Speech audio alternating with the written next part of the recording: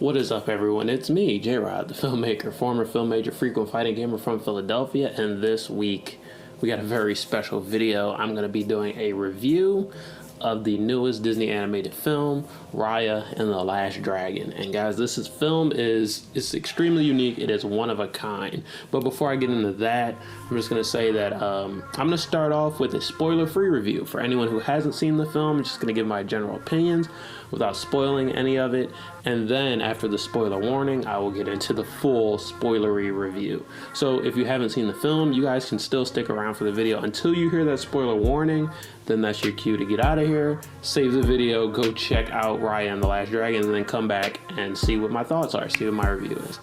So without any further ado, let's get into it. But before I even address the film, I'm going to start off talking about some of the controversy that surrounds the film. Now, this part isn't going to affect my review or how I feel about the film, but I just wanted to address it and not gloss over it completely. And the first issue is with the diversity of the film. And this is a film that is built on diversity. Diversity is an important theme in Raya and the Last Dragon. So the film is inspired by Southeast Asian mythology. And because of that, the film just looks and feels different than any other film that's come before it. You really get this sense of one main culture, one umbrella culture, and then smaller subcultures that are dispersed across different areas, this idea of diaspora. And so when Disney, went to make this film, their creative team did their due diligence and they decided to research the cultures that inspired the film. Cultures like Laotian, Indonesian, Thai, Vietnamese, Cambodian, Malaysian, and Singaporean. Those cultures that inspired the world of the story. However, once casting started, there were a lot of non-Southeast Asian actors who were picked to portray these Southeast Asian characters. Now we do have the titular character, Raya, is played by Kelly Marie Tran, who is of Southeast Asian descent. There are a lot of American Asian actors and British Asian actors who came in to play this movie. Now I know it's not really my place to say because I'm not even Asian. I'm not particularly a part of this culture, but I am a part of a different culture that deals with diaspora and this idea of being dispersed. So yeah, I know what it can feel like to have an opportunity that you feel like your cultural group was robbed of, an opportunity that wouldn't even exist without the inspiration of your cultural group. When I think about it, I'm reminded of times that British black actors got to play prominent African American figures. And, I've decided when you look at it through the lens of diaspora, it's not that these subcultures are opposing each other. They're not going against each other. They're just pieces and perspectives of the culture as a whole.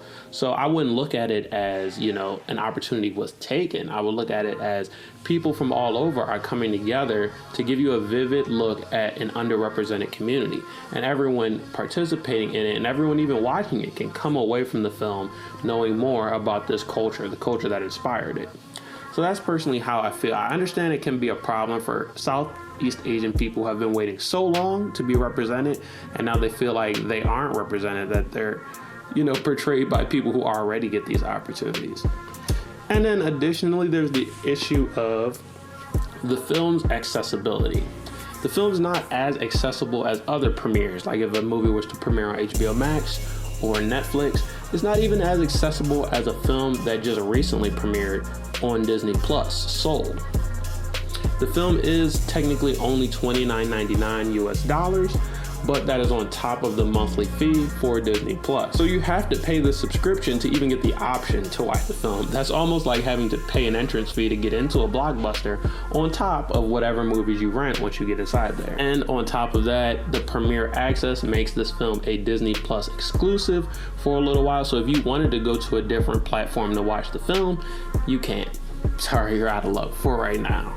So the fact that there are some films that are free premieres and some are paid creates this weird divide. It either feels like some movies don't have a large enough paying audience to justify a paid premiere, or it even feels like some films are just too precious and they can generate too much money to give it away to people who can't afford the premiere price.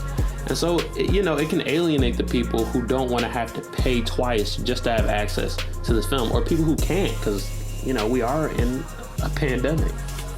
But that's really it as far as the controversy, and no modern film is without its own controversy. So now I'm going to get into the film itself.